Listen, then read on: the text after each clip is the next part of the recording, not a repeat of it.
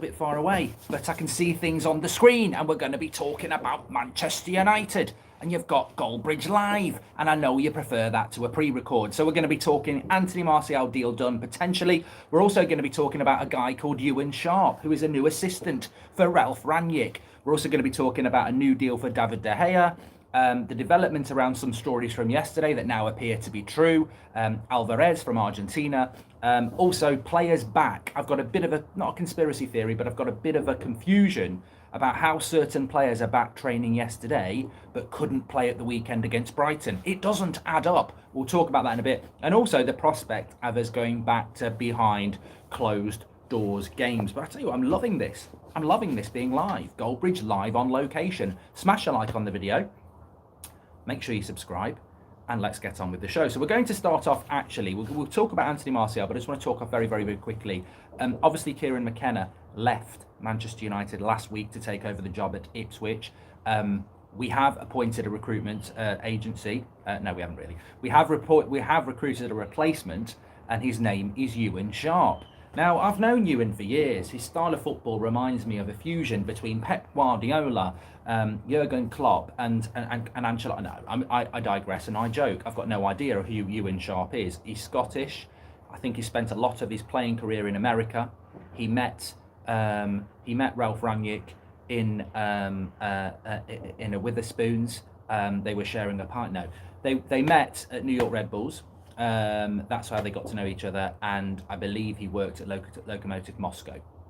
So he's definitely somebody that that Rangnick's worked with. He's definitely somebody that knows Rangnick's style of play, and I welcome this. I mean, I don't know anything about him. I can't say it means everything's going to be fantastic, but I can say that it means that we've brought somebody in that is somebody that Rangnick likes, wants, and will understand his style of play. So I take it as a positive this Wednesday morning, that it really is a positive, because we are now getting more and more people that Rangnick knows and know how to work with Rangnick. Whereas the club were trying very much to go, use Carrick, use McKenna, use Phelan. Well, we've got rid of Carrick, we've got rid of McKenna. You look like a 15-year-old traveller. Thank you for that super chat that whizzed by there. Thank you very much. So, yes, but breaking news this morning, Ewan Sharp is coming in as an assistant coach with Ralf Rangnick after the departure of Kieran McKenna last week. So that's great. Absolutely great. Make sure you smash a like on the video. We'll go through some of your questions. It's nice to be back live, because obviously I'm on a little break myself at the moment. We'll be back in the studio tomorrow, but I've got some live stuff for you today, starting off with this. Didn't think I could live stream, so I was being lazy yesterday. And I realised live is what we do, and also it's easier to do a live than do a pre-record and then try and upload it, because it takes bloody ages. So, you know, we're back, and it's not a green screen, and I'm not a Forest fan just because there's a Forest behind me. So let's talk about Anthony Martial. We've been talking about Anthony Martial, quite a lot to get through this morning. We've been talking about Anthony Martial quite a bit over the last week, since his agent came out saying he wants to leave Manchester United.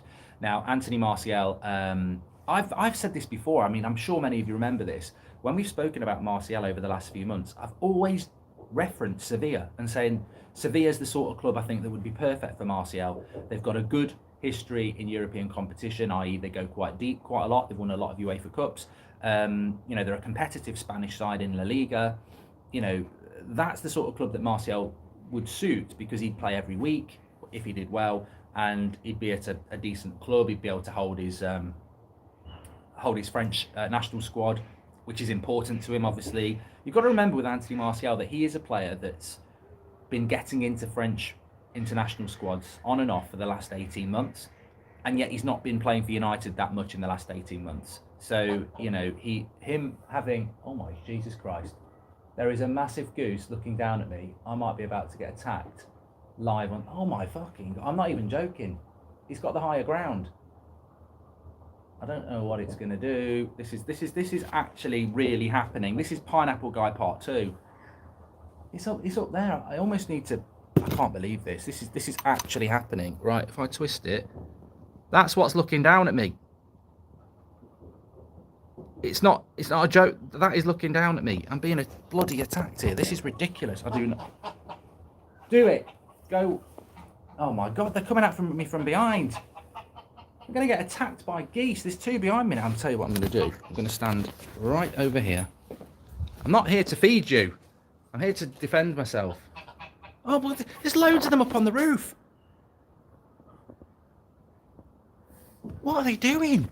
United stand fans. There's no bread. I'm not feeding you. I'm doing a morning show.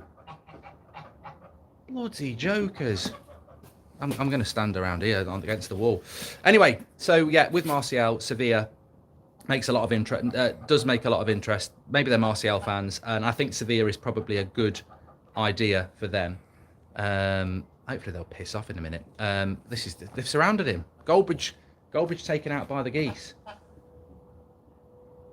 What are you doing on the roof? That's the thing. I never get flustered on a live show. This is Nature Bridge. The Geese are here to get Goldbridge. They've had enough of his anti-Ollie bullshit, and today will be his last on the planet. He can't complain.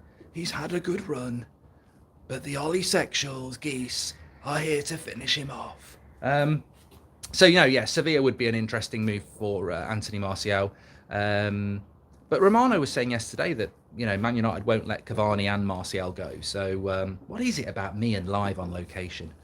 But yeah, it's we'll have to see what happens with Martial. I think it's an interesting deal for him. And I do think Sevilla's the right sort of club for him. And at the end of the day, I've got no real problem with him wanting to go and play football. So we will see what happens with that. The next story I want to talk to you about is just very, very quickly while we're talking about strikers as well. Alvarez, we spoke about him yesterday, the Argentinian player.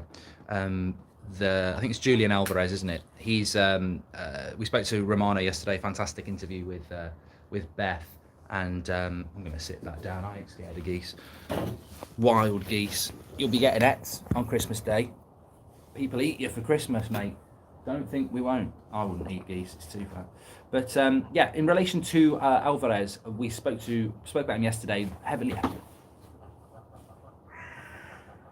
Quite big links to him yesterday, and Romano said on the show yesterday that we did and have sent a scout out for him. So he's a young 20s River Plate Argentinian striker who United may well be looking at. And what I would say about this is I think it's very different. They don't like Alvarez. This is just banter. Shut up. They don't take any notice of me. What I would say about Alvarez is that he's a player that I think we're very much in that world now. I hate nature. We're very much in that world. Give me my green screen back in my living room. We're very much in that world now with Alvarez where you can't say nobody's possible to bring to Manchester United. You can't. Because I think in previous times we'd have gone, yeah, that's not going to happen, we're just being used. But we don't know what's going to happen. Ruthless Wreck-It Ralph, anything can happen. So let's see what happens with Alvarez. What else did I want to talk about? Yeah, so Manchester United players are back in training. Now, I just wanted to drop this in here because in the UK at the moment, Boris Johnson, who's the Prime Minister, he's come out and said there will be no lockdown before Christmas, so Christmas will carry on. Thanks for the chat, super chat, Renate. I think I deserve it today. I could have just done this as a pre-recording and avoided all this. I feel there's going to be clips and all sorts, and I'm half expecting Pineapple Guy to come round the back, calling me a wanker. But we have had 2 games cancelled between Brentford and Brighton. You can tell I'm a professional though, live TV, I'll still carry on. Definitely Arsenal fans. I can see this one in the reflection of my patio, up above me, giving it the big un. Thinks he's bloody James Blunt.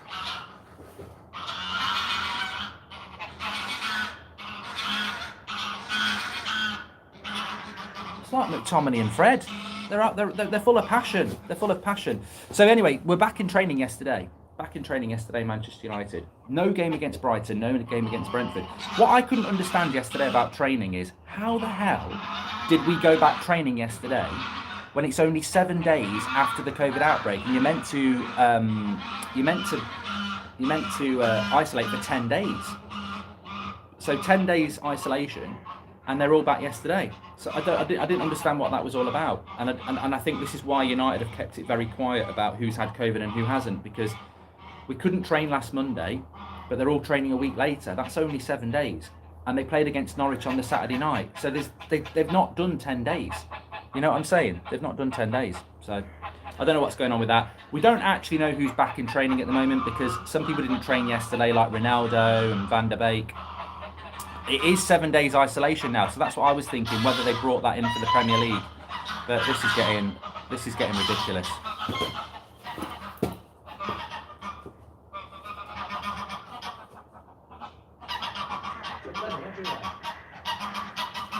He wants some, this one. He's coming right up to me. He wants some. Oh my God. I throw my tea on the floor and they think it's bread. This is bad. This is bad news. I'm going inside. Actually, I'm not going inside. I'm not scared of a duck. You're just a glorified duck. You're just a duck that's big. You're just a glorified duck. Look, Tommy and Fred. Just calm down. Calm down. Bloody hell. Anyway, also, there is expectation that the Premier League will have... Oh no, that's made it worse now. Now there's a real fight going on. Look. It's like Keane versus Vieira.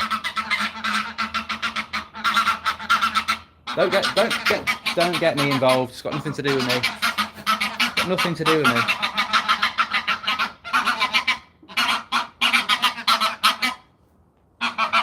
It's got nothing to do with me.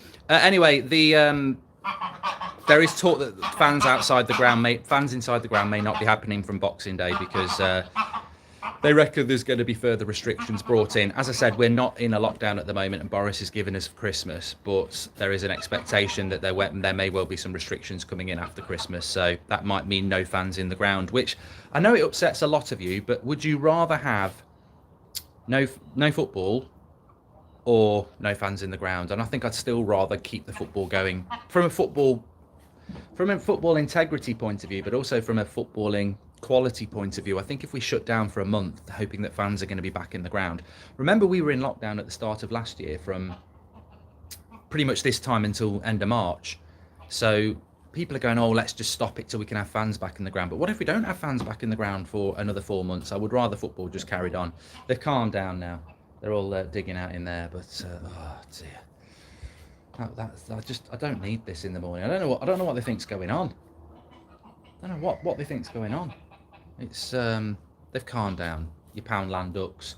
Anyway, so yes, I'll go back to what I was trying to talk about. I don't really understand. I think they must have reduced the isolation period for 7 days because United didn't play against Brentford last week or Brighton, but we played against Norwich two days before Brentford. So anybody who played against Brentford and had COVID, they shouldn't even be back training until tomorrow or today, although it is Wednesday today. At the end of the day, the good news is Manchester United have got a lot of people back in training, and we're going to see football, and that's what we want to see. We really do. So just a bit of a summary for people who've joined in a bit late or been traumatised by the Ducks. They're giving you goosebumps, says Jude. De Gea, I need to talk about. Martial, Sevilla, see what happens with that. New assistant for Rangnick, Ewan Sharp. He's coming in from Lokomotiv Moscow, but he knows Rangnick from there, but also from New York Red Bulls. Players are back training. We might not be seeing fans in the ground after Boxing Day. We'll have to wait and see because United's next home game is Burnley. Romano has confirmed that Alvarez in Argentina is a potential interest. He also confirmed that Lingard is not looking to move in January. And on top of that we are looking for a CDM in January. Now, I've heard conflicting reports about whether we'll buy anybody in January. Like some people are saying we're not going to buy anybody in January. I'd just say, look, you might be right, you might be wrong. You can't sit here at the end on 22nd of December and say we're not buying anybody in January, because that's not even how United work. United don't sit there at the end of December and go, we're not buying anybody. If the right deal comes up and the right people go, United will buy people. So I wouldn't listen to people going, we're not buying anybody, because although they might be right, it's not how United works. And actually, we don't work like we used to work anymore. Look at the change at the club. It's so fast paced. We're going to remove players in January that we wouldn't normally remove. So things are going to move around very, very, very quickly. And I wouldn't say no to that. Now, the big news I wanted to bring you was David De Gea. Keep your eye on this. We've had some information that Manchester United are going to start negotiations on a new contract for David De Gea in the new year. Nobody's really picked up on this yet. So let's wait and see what happens with it, because he's obviously on very good money. He's obviously having a fantastic season, but his contract runs out in 18 months with the option for another year. So he's got a year and a half left on his deal, potentially two and a half years. But is this a new direction under Ralph Rangnick at Manchester United where we start bringing contracts forward? There's ducks here now. There actually is ducks here now. The good ones here, look. There's some ducks here as well. And some water hens. But yeah, David De Gea with 3.5 years, with David De Gea negotiating a new contract with David De Gea would be another new direction for Manchester United to start isolating and focusing on potential issues down the line. And I think that would be a real positive. So let's wait and see what happens to that. I'm going to talk about Phil Jones to Benfica in a minute. Thank you very much for that super chat from Emil. I'm hoping to be back live again at 2 o'clock. And I'm hoping there's not going to be any ducks here. What do ducks eat? That's actually even worse. Don't give them anything to eat. Don't give ducks anything to eat. Or them big Poundland ducks. So yeah.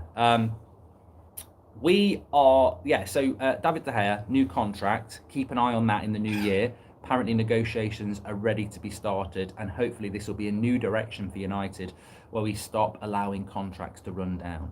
That would be really, really interesting. Now, another story I just need to bring you. This is coming from the Mail, Geese Bridge. It's always a G. Another story coming for you today is from the Mail, is that Benfica are interested in bringing an experienced defender in to help them out, and Phil Jones could be that defender. I'm not going to say anything negative because I think it would be fantastic for Phil Jones to go anywhere.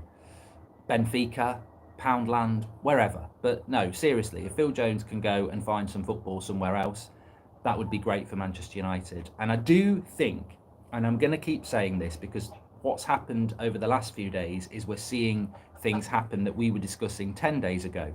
January transfer window is going to be big. It's going to be the biggest January transfer window we've had in years. And Ralph Rangnick is efficient and quick in what he wants to do. And I think we're going to see a very different Manchester United. We've got a very different coaching staff, which is very encouraging. McKenna's not there. Carrick's not there. Phelan never was there. He's just there in shorts. And we're going to see that reflected in the playing style, but we're also going to see it reflected in the playing staff. Now, if you can tell me another January where we've got rid of Deadwood and potentially bought a player in, I can't think of one. So I'm very encouraged by how quickly Manchester United are moving at the moment. And I'm very encouraged to see what is going to happen over the next few weeks. I don't think we'll lose Cavani and Martial, but I think one of them will go. Obviously, Lingard, I mean, look, in relation to Lingard, I've said my piece. He's going to try, he wants to stay and fight for his place at Manchester United. He's been doing that for 12 years. Either he's not switched on or he's running his contract down for money. And let's just be honest about it. Best case scenario, Lingard starts playing really, really well, gets the number 10 shirt, scores loads of goals, becomes a United legend at 29. Worst case scenario, he's running his contract down for the money. Best case scenario, I don't think it can happen. Worst case scenario, he's walking out the door for nothing. I think it's going to happen. So United need to get ruthless. We've got a few problems that are not going to resolve themselves. But I think Ralph Rangnick is basically grabbing this 6 months and Lingard fans now, look. Don't sound Jesse! Don't sound Jesse! They were quiet. As soon as I start mentioning Jesse, he goes off on one. So I think Rangnick's got 6 months and he intends to use that 6 months very, very, very well. And I think he will. I stopped paying attention, just hoping the geese go for it. Yeah, you're all bloody hoping I get attacked by Greek geese. Well, it very nearly happened. They've calmed down, apart from the one who's still up on the roof. Oh.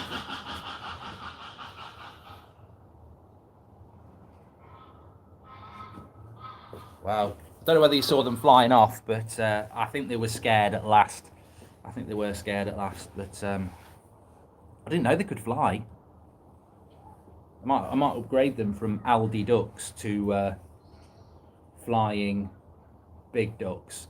I think ducks can fly as well. I prefer ducks to them geese, and I think deep down they actually know it, and they need to know it. So yes, I think we've just about covered everything. I feel a little bit like I've been on a nature show, but look, if you're watching BBC and you're looking for a replacement for Attenborough, then I've probably just done a very good audition there. You know, doing a live morning show whilst being attacked by geese and maintaining composure, I deserve a lot of credit for that, but there we go. Anyway, look, thanks everyone for watching. I've really enjoyed the show this morning. Actually, most of all, I've not enjoyed the geese, but most of all, what I've enjoyed is being back live, because they're not ducks. Oh my God. Oh, I know what's going on here. There's bloody bread appearing behind me. They're doing it on purpose. I'm being bantered. I'm going to get out while I'm alive. Hopefully we'll be back at around 2 o'clock this afternoon. Thank you for Daniel Kirk for the tenner. It's the hardest, it's the most earned thing I've ever earned. He thinks I've thrown the bloody bread. I didn't throw the bread. Look at him. He wants it. I'm going in. I'm going in. I'm going in. Going in. I'll speak to you all later. Thanks for watching.